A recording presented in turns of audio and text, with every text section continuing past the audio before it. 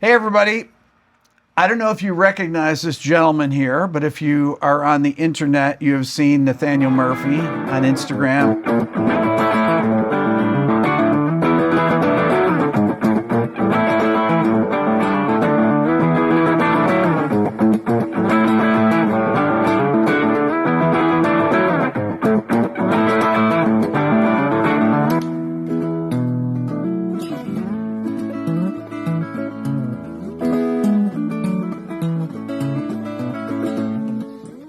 He's a dear friend of mine, and I always think that I've had you on my channel before, Nathaniel, because we talk all the time, we video chat, we've been friends for years, but he's actually never been on my channel. But you've seen him. If you ever watch any Chicago Music Exchange videos, he does many of the demonstrations, and has for a long time. I do. Welcome. Yes, well, thank you so much for having me, and thank you for quite the intro as well. That was nice. And we are at Chicago Music Exchange downstairs where they film your demo all videos. Our demos and videos, you know. Yes. So it's my second home, essentially. You know, I've got a sleeping bag in the corner over there. You just can't see it. You know. Okay, so when I'm looking for a guitar, like I bought a couple guitars when I turned 60, and I would call Nathaniel and say, I'm looking for a Pelham Blue SG. I saw that you have a couple in. Can you play them? And I want to buy the best one, the one that plays the best. Yeah. So he's a phenomenal player, and he plays the stuff. And I was like, this is the one you want. Or if you have anything that I see on the website, yeah. I have you check it out. And if you think it's something I wouldn't like, you'll tell me that too. Yeah, I kind of know what you're into now, right? To an extent, you know. But yeah, you ended up getting those ones that are demoed, right? I did. I must be doing something right. That's right. So it worked out. And we were probably going to demo some more stuff later on. He's gonna demo some stuff. So I just have to say this. So he's playing this guitar here, and I was thinking about kind of pushing it over just as a joke. No, I wasn't. This is a 1959 Les Paul. It's a burst, and it's worth how much, Nathaniel? Roughly $400,000. Roughly. Yeah. Roughly. You know, it could be worth more if someone's willing to pay it. Obviously, you know, it is good though. It sounds amazing, and it's in such good condition that I thought it was just a custom shop. Yeah, you were genuinely shocked. I was shocked. Yeah. I had no idea. I was sitting here. Yeah. And I had no idea. I thought it was, that's a custom shop, because there's a bunch of custom shop guitars around here. Yeah. And stuff. I mean, it looks great. Obviously, there's like snake bites. There was a Bigsby on it at some point. Shout out to Josh Klinghoffer, as it used to. It's on a consignment for him. But yeah, it's pretty cool. You've played these before, right? I have, yeah. Yeah. Come across them often, or just? Well, anytime I come across them, I will play it for about 20 seconds or so. I get nervous. Right. Even though I've never dropped a Les Paul, I'm going to knock on wood. Is there any wood anywhere that can knock on wood for me here? Some people have broken headstarts. Some people that some people that you know, right? There's some people in this room that have broken a head start. No. Yes, believe it or not. So but they make me nervous, because people have asked me, why don't you have these really, nice, like sell some of your stuff and buy one of these expensive guitars or something. Not anything that expensive, but because they make me nervous. Well, I completely get you about kind of being afraid. It took me a while, like, you know, I've become comfortable with these. I don't wear zips or buttons, obviously out of, trying to be respectful. But I completely understand where you're coming from, because it can be, it's like, fucking hell, that's worth twice as much as my house, so it's, right. It's like two Ferraris or something. Easily. You're one of my favorite guitar players, and I told Nathaniel, I always say this to my friends, it's like, I interview people that I respect and people that are my friends on my channel, and you happen to be a little bit of both, a lot of both. Well, thank you. And people that know you, that have seen you play online, know that you do these really killer arrangements, solo guitar arrangements. Yeah, I just have fun with it, and people seem to enjoy it, so I just keep doing it. I mean, I like the challenge of arranging songs. Obviously, it's nothing new in the guitar world, arranging songs, whether it's, Joe Paz, Virtuoso, obviously a bit different, which is, an incredible album, as we all know. But there's so many players out there who do it, and I just have fun with it. I like the kind of problem-solving aspect of it. Well, you do all these different techniques, and you're really faithful to the melodies and the harmonies of the songs, which is really, really great. I mean, I try to be. Obviously, you can arrange songs in a way that you prefer. You know, make it your own, so to speak. I don't do it too often because, like you said, I like to kind of stay true. I mean, I could play a Queen arrangement if you wanted. I would love to hear. And we'll try and get it in one take as well. Okay. But no, right. I might need your help later on. You can click your fingers, right? I'll click my fingers, yeah.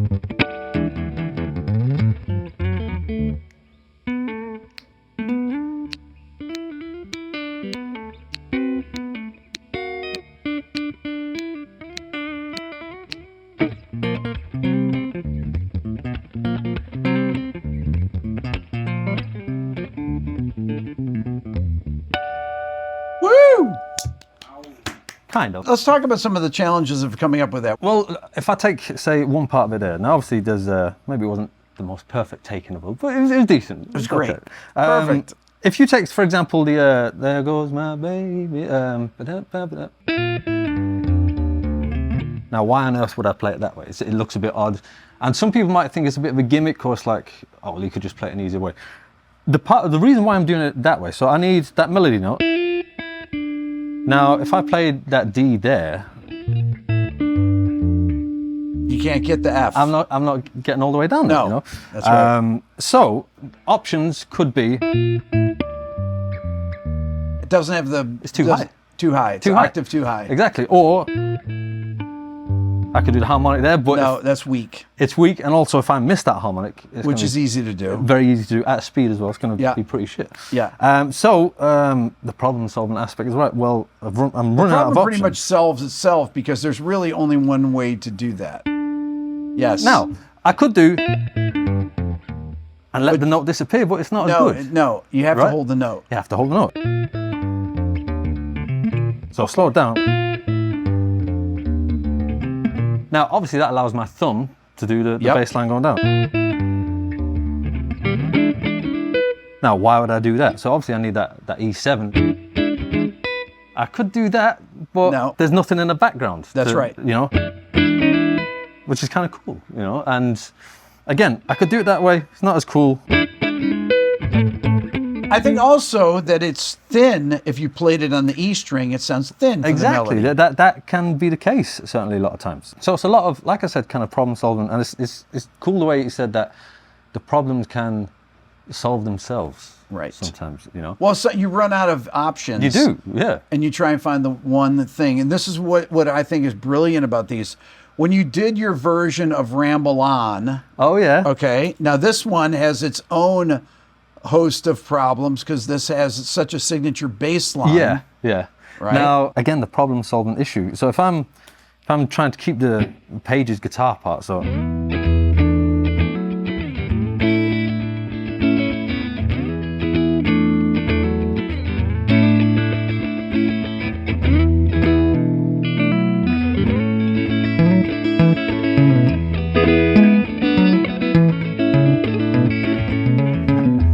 And so on. Okay, so John Paul Jones does some of those slides that you're doing too. Yeah, and obviously, like you said, I'm trying to get as close to what he would have done. Yes. And I'm very limited. I've literally just got the E string.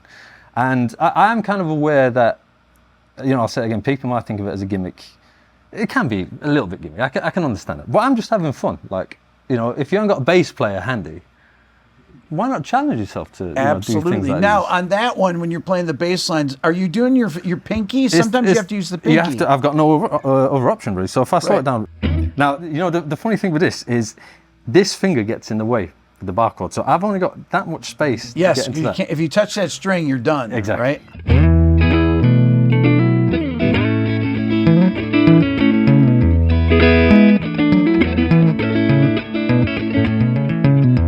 So- And you're also getting those things going on. Yeah, You're keeping that. You have like the little drum part. yeah, that's trying going on to there. mimic it a little bit. Yeah. I don't know why I decided to do it one day, but it was just fun. You know, I'm just having fun. That's the best way I can describe it.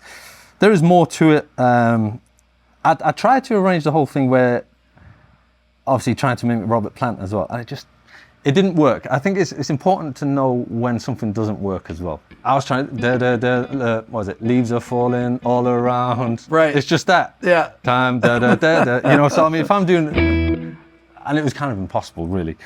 Now, another one of your renditions, In My Life, The Beatles, is Yeah. another one of my favorite ones that Oh, you thank do. you. Yeah. And that one's got its own set of challenges. Yeah.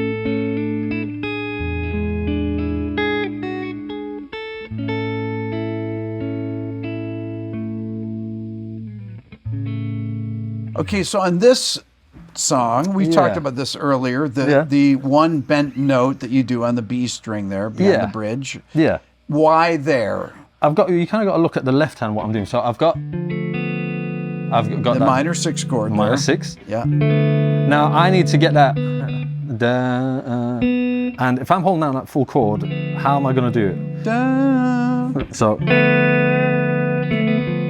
you could do it behind here, unlike a Les Paul or most Gibsons on a telly. You do it up here, of course. Yeah. Now again, why am I doing that? It's because it requires it, and to be honest, I want that big chord to sound nice and full. That's like, well, how am I going to do it? I've got no other option. There's one other spot in there where you do those harmonics. Oh yeah, so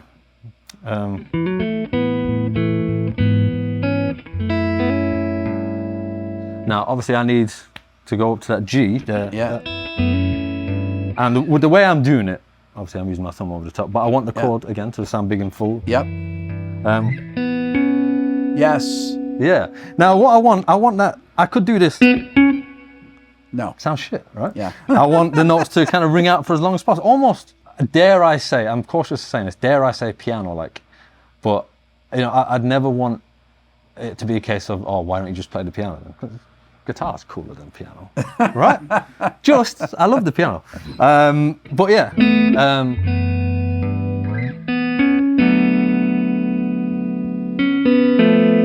That's amazing. That's the That's part, beautiful, yeah. I mean, there's a couple of ways you could do that.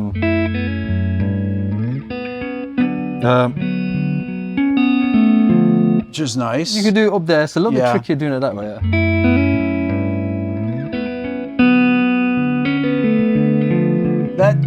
That seems it's actually easier to play It's like easier that. to play, and I think it flows a little bit nicer. Using the rhythm pickup on this Les Paul sounds amazing. That's Yeah. another thing that gives it more of a bell tone. Well, yeah. Just to show people what it would sound like if you were on a different pickup. Like the lead pickup, for example, it wouldn't quite have the same. It wouldn't be as nice, essentially. No. Yeah. So, I mean, if I did...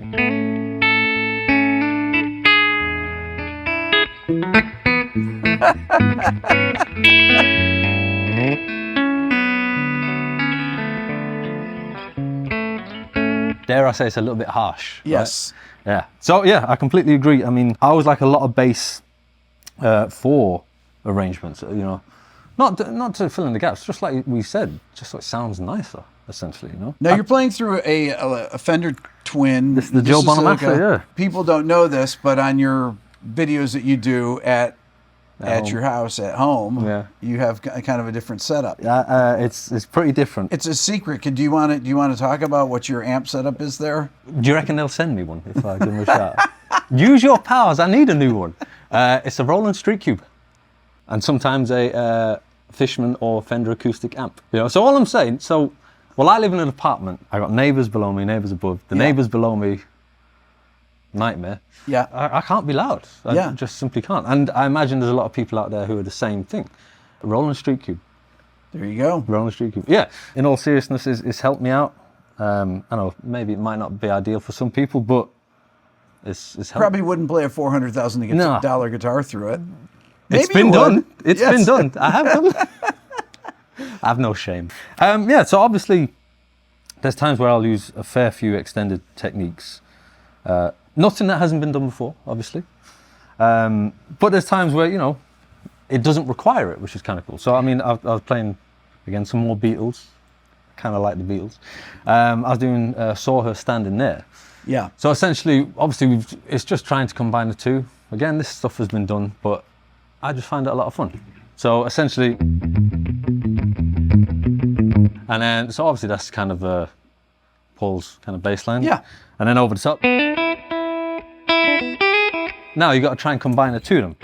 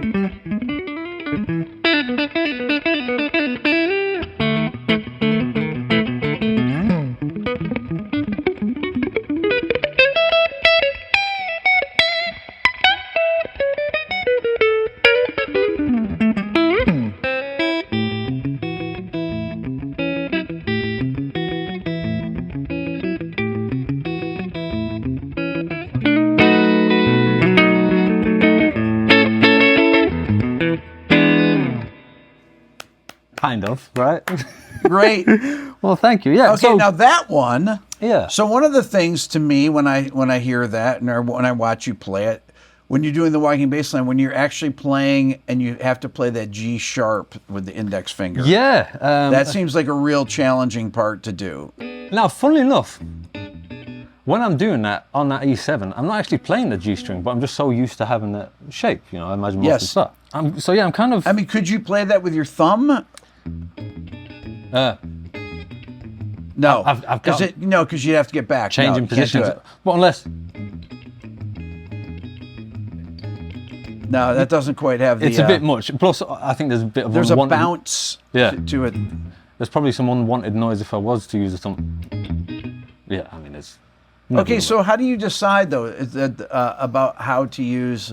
If you're going to use your thumb for something, one of the arrangements in the first. What did you play first? Because you use your thumb in that in some really. In the Queen thing. In the Queen. Well, on the solo part, I assume. Yes. I think it was. Yeah. Yeah.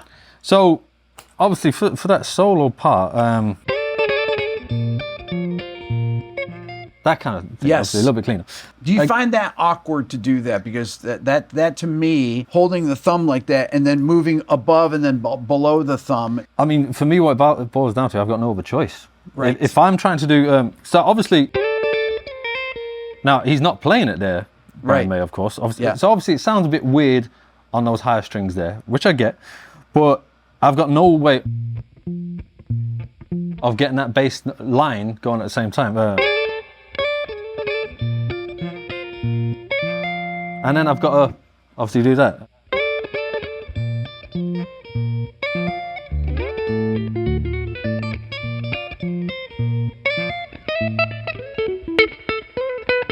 And so on. So yeah, it's purely a necessity thing. Okay, so Nathaniel, you also do things where you're doing a down strum with Right. this hand, because you're combining so many different techniques to do these things. I suppose I haven't taken much notice. You know, it's one of those things where it's one of those things you kind of do without realizing, I suppose. Not in a like I'm so clever type way. I'm not saying that. It's just, you know, when you learn things and they become part of your playing. Yeah, I mean.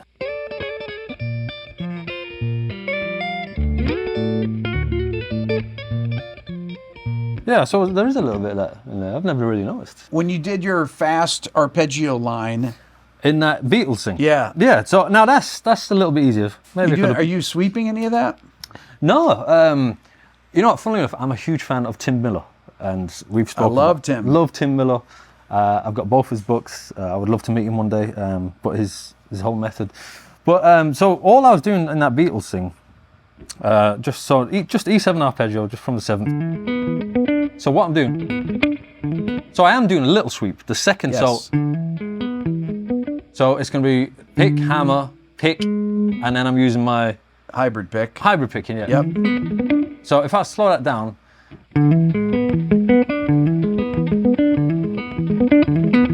and then it's just taking that kind of that. And you go through the different arpeggio exactly. shapes. So really slow.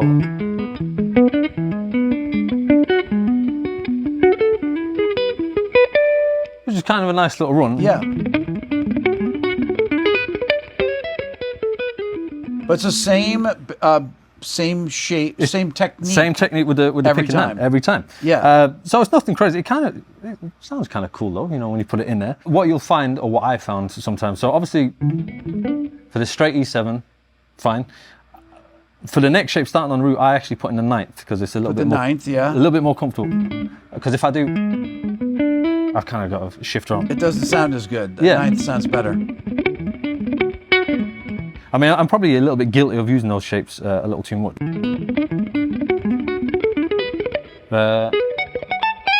Or whatever, you know. So there's a few of them.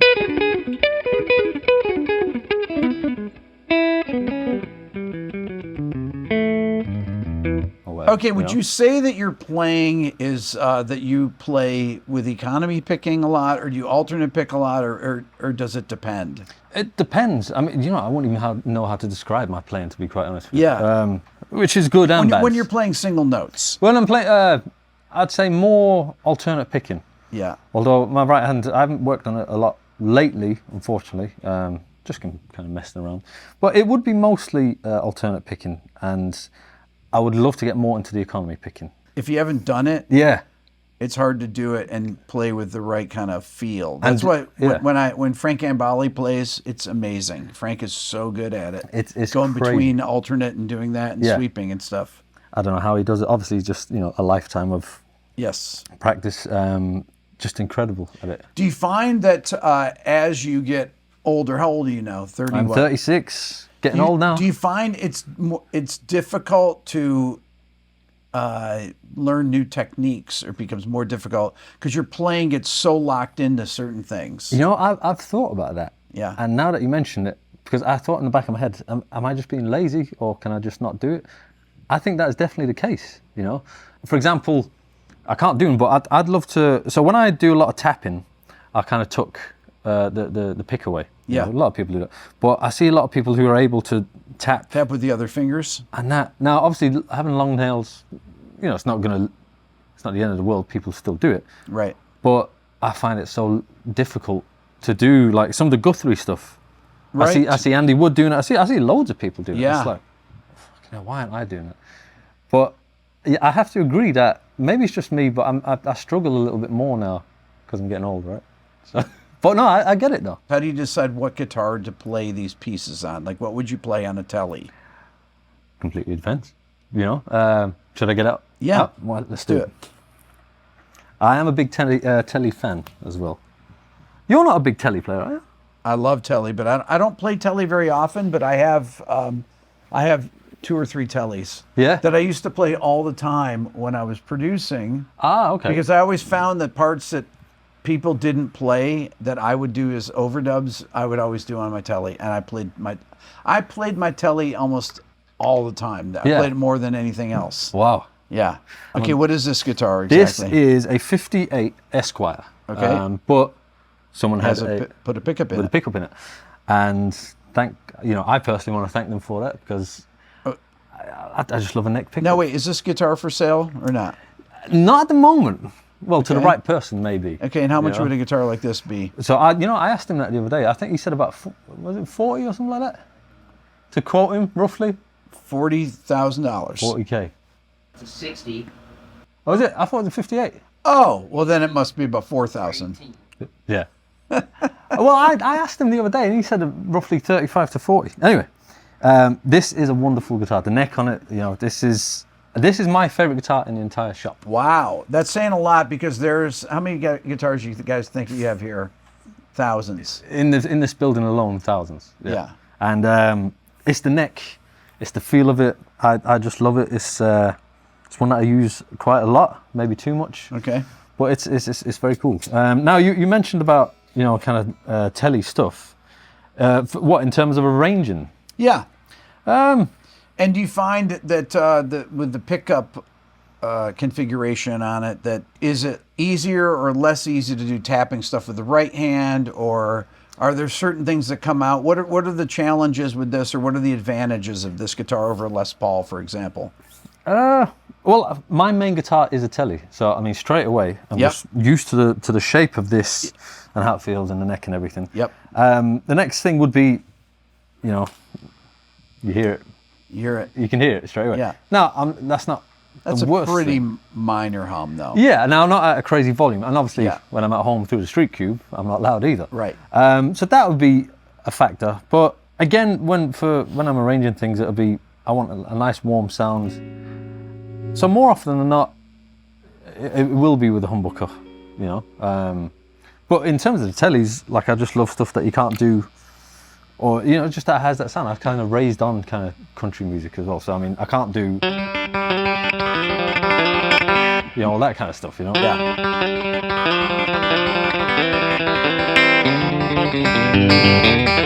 Can't do all that stuff on a EF.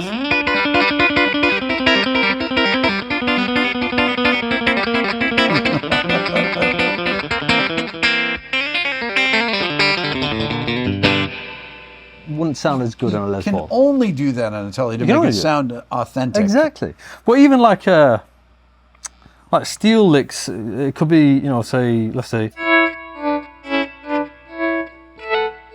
little things like that might not sound as good on a Les Paul, or even just like mimicking more steel.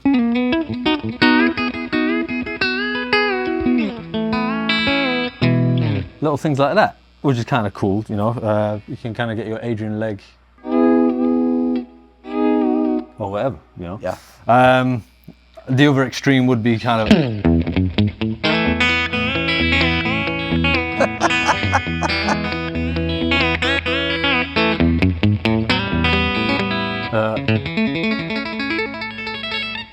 or whatever, so just kind of having fun is the main thing just for me, just messing around on. And what about playing just straight single note stuff on it? If I'm doing country, obviously this would be the one that I would use. I love tellies with a humbucker. Okay. If I'm trying to do kind of jazz stuff. If I'm doing now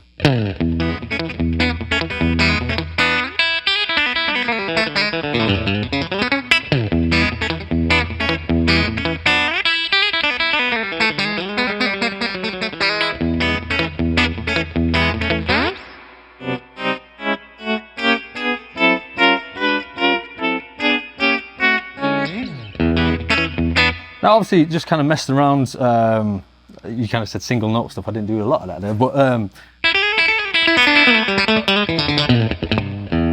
yeah, I mean, it's just that twang for me that I really love. And it doesn't have to be a country type of thing. Obviously I kind of went overboard with the country, but even just with a little bit of overdrive, your Stones kind of sound, but even just like, that sounds good to me. Let's talk about your background a little bit. Yeah. Talk about where you're from. Yeah. You're obviously not from the United States. How'd you guess? Yeah, so I'm actually Irish. I don't sound it, obviously. I'm from a place called County Mayo in Ireland, a little town called Belmullet. But I moved to Manchester probably at the age of 3 or something like that. I think we went to London first, but I grew up in Manchester. A place called Levenshulme, just on the edge of Burnage, which is where the Gallagher brothers are from. You know, That's so right. Grew up about a mile away from them. So, and that kind of, I suppose, affected, that's the reason why. Now, wait a minute. Noel was in here. I saw a picture with you and Noel together. Did you talk about that? We did. You won't believe how much, well, I won't say we had in common, because don't get me wrong, we're not mates. I don't have his number or anything. He was the nicest guy. The nicest guy you could meet. And, you know, the same can be said for his band, Russ and Shannon and a whole lot of them. All the nicest people. But yeah, we grew up less than a mile apart. Now, obviously, he's a fair bit older than me. He's 20 years older than you. Yeah, we went to the same schools. Okay. So that's my. Now, did you say that when you met him? You said, hey. He knew where I lived. I mean, he could tell from your accent, though. Yeah. Well, the first thing he said to me, he goes, "You're from Manchester, you aren't you?" I said, "Yeah." So yeah. Again, the nicest guy you could meet, and he was he was cool. But he's the reason why I started playing the guitar. Because you want to learn Wonderwall. Yeah. Why not? I'm trying to think. What's the first Oasis song I learned? You know, the first Oasis song I learned was "Live Forever." Actually. Nice. Just as chord practice, you know. But yeah, he's the reason why I kind of started playing, growing up in the same area. Did he walk in here just out of the blue? No, we knew he was coming in. Okay. Because I think he was possibly shopping for something. So he let us know when he came in on a Monday. And we're not open on the Monday to the public, so, you know, he had the free reign of the place, just wander around. But yeah, cool guy, a whole lot of them, very nice. So, and obviously, personally, a huge moment for me, you know, personally. You know, without kind of trying to fanboy too much. I don't think I did anyway, you know. So. Well, when I saw the picture, I was like... Well, thank you. Yeah, it was cool. Very, very cool for me, personally. So. I want to just talk a little bit about the demos that you do here, right in this space. Before I knew you, I'd seen you do demos here. How long have you been working here? Full-time, as a full-time employee, 3 years. But I was doing videos off and on roughly 6 years ago. Yeah. And kind of how it happened, I just came in one day and I was playing and I got chatting with some of them. I got to become friends with them. And then over the course of maybe a few weeks, couple of months, it was like, hey, do you want to, would you mind doing some videos with us? I was like, I would love to, I'd be honored. It is, you walk into this place, it's like, fucking hell, it's crazy. This is a great place. I'm not one to talk about music stores typically, but I've bought a bunch of instruments from here. Yeah. And but this is actually only, I think this is the second time I've been here? To the best of my knowledge. I think so. Yeah, second time I've been here. Yeah. But it's a pretty cool place to work, Great right? place. It's not bad. Obviously, we've got a nice room down here. We can be as loud as we want. And we do get loud, which is good. Yeah. I get to play guitars that I can only dream of having, so I'm very lucky. And just in general, I think I'm very lucky that I get to do videos for such an established place. And obviously everyone's cool here, all the employees get along. It's a cool place to be, so I'm lucky.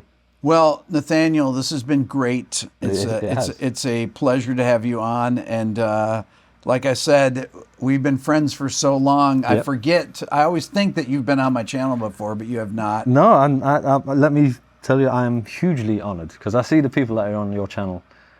And for me to be on it is pretty huge. That's an understatement. So thank you. And thank you for all the great videos that you do. I've got so many screenshots of, some of your lessons that you did in the past. It's like, oh shit, I've got to learn that. A week later, you're doing the same. Oh, fucking hell, now I've got to learn that as well, so. But it's cool though, it's inspiring because, it's like you open up Instagram and there's so many amazing players out there and you'll take screenshots. But yeah, there's a lot of screenshots of your I'll lessons. FaceTime Nathaniel and I was like, are you playing right now? Always. Like I'll FaceTime him about 9:30 at night or so. Yeah. And he's typically will be sitting and watching football. Yeah. And practicing on the couch, right? Just kind of like this, just playing.